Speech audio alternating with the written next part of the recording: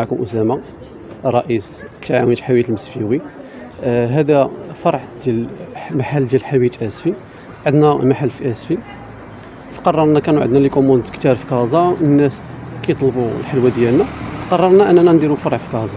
فلهذا فتحنا الفرع في سيدي معروف في تجزئة الورود. ومرحبا بكم عندنا ومرحبا بالناس كازا كاملين عندنا مرحبا.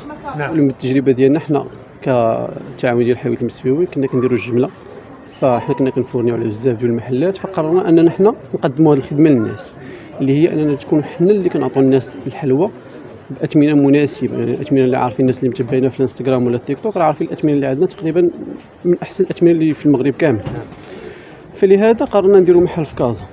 هذا هو اللي خلانا اننا نديروا المحل هنايا. شوف، بالنسبه للمنافسه الحمد لله الارزاق بيد الله، كله كنعتقد ان هذيك المساله ديال ان كله رزق، سواء أنا بالنسبه لينا حنا الحمد لله كيف ما كنخدموا، ولا الناس اللي قبل منا. ما حنا مش قدام بزاف في الدومين، يعني كاينين الناس اللي قبل منا وكاينين الناس اللي يقدروا يكونوا احسن منا بطبيعه الحال، وحنا الحمد لله فرضنا راسنا في السوق وكله تقريبا كيوصلوا رزقه كيف ما هو ان شاء الله.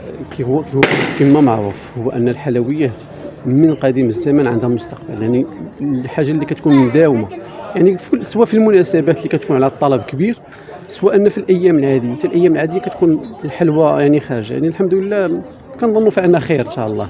الحلويات اللي عندنا حلويات تقريبا اغلب الحلويات البلديه.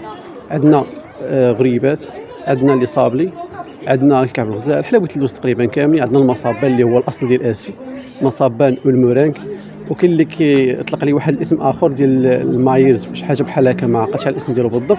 المهم حنا كنقول ليه بالنسبه لنا، حنا كنقول ليه المورانك. هذو الحلويات ديال اسفي هما الجوج والكعك. من طبيعه الحال الكعك راه غني عن التعريف، كلشي كيعرفوا. تقريبا كان عندنا لي كوموند حنا قبل، بالنسبه لكازا كانوا كيجونا لي كوموند قبل، وكنا كنديروا لا ليفريزو. وكان عندنا المشكل ديال ان شركه التوصيل كانت كتهرس لنا السلعه، فقررنا ان حبسنا لا ليفريزو حتى اننا قررنا ان من بعد غنحلوا فرع ديال حلويات اسفي في كازا.